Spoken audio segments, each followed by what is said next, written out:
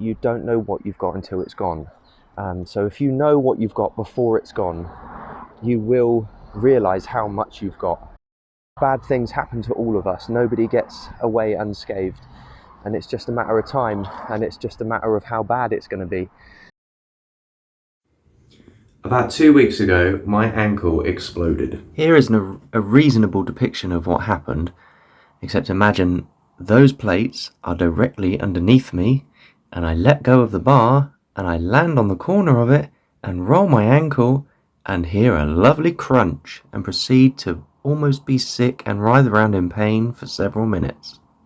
And one of the cruelest bits about this is that was my first workout with Toaster Bar in almost 12 weeks, because I hadn't been doing any gymnastics because I was getting over a finger fracture. And so because of this, I've decided to make this video for 2 reasons.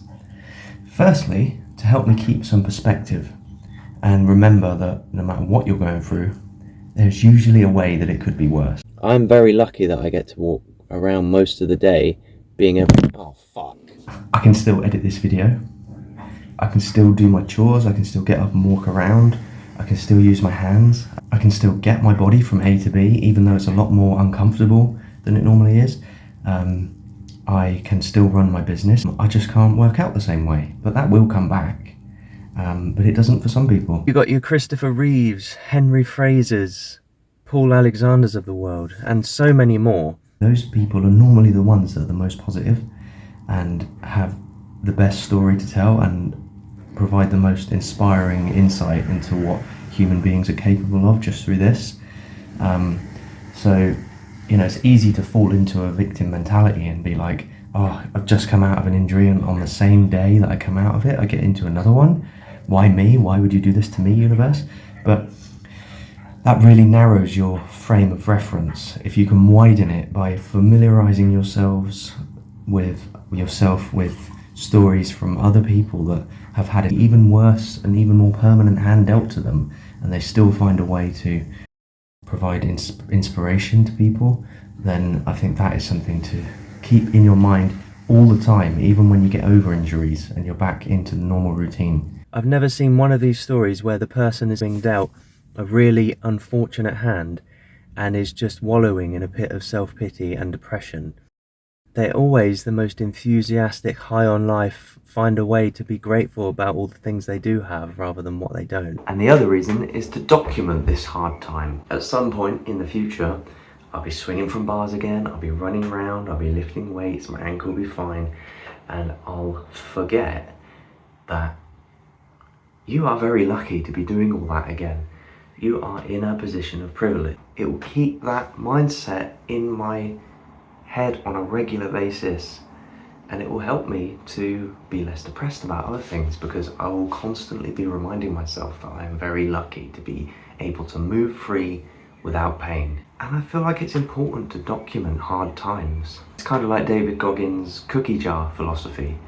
You know, we all have been through quite a lot, but we forget how much of a badass we are because we don't actively remember it. And we live in a time where we can document everything difficult and good that we go through.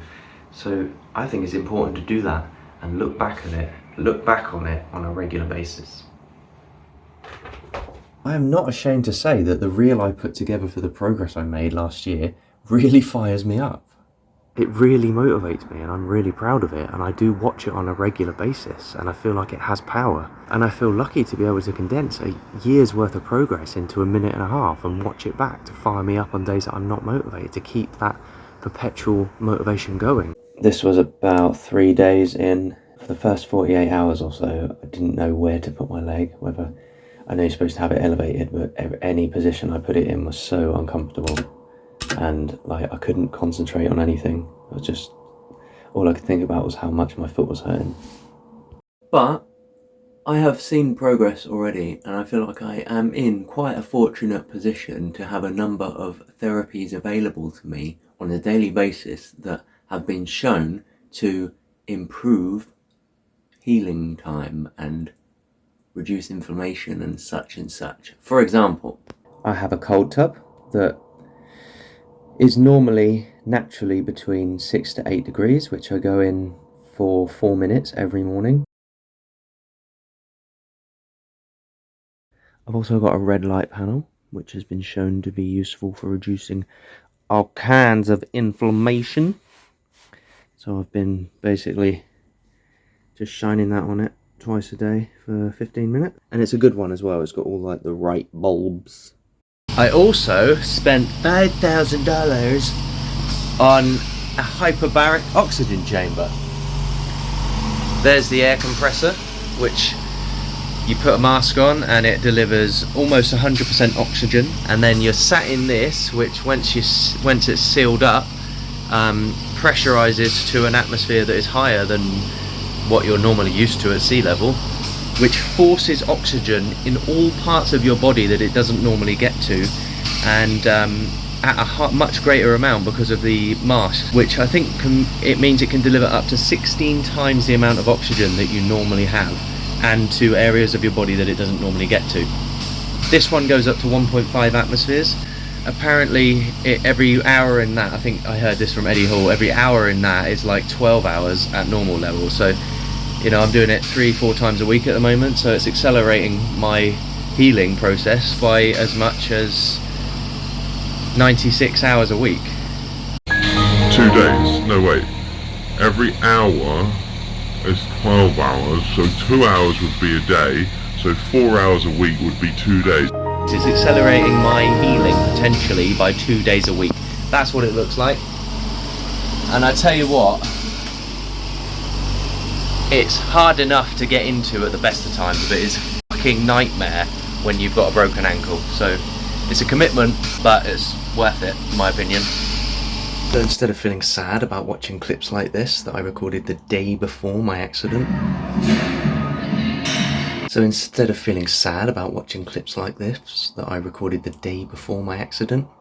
I will see them as motivation and know that I will get back to that. This is 2 snatches, well, there's a hang snatch and a full snatch at 80 kilograms, which felt pretty comfortable, and then 2 clean and jerks at 100 kilograms. It's crazy, you know, I had no idea in my head what was coming just 24 hours later. I was feeling really good, feeling really strong, pretty happy with where my training was at that point. Luckily, I have seen some progress already, so I'm sure it will only be a matter of time before I'm back in the gym smashing some weights.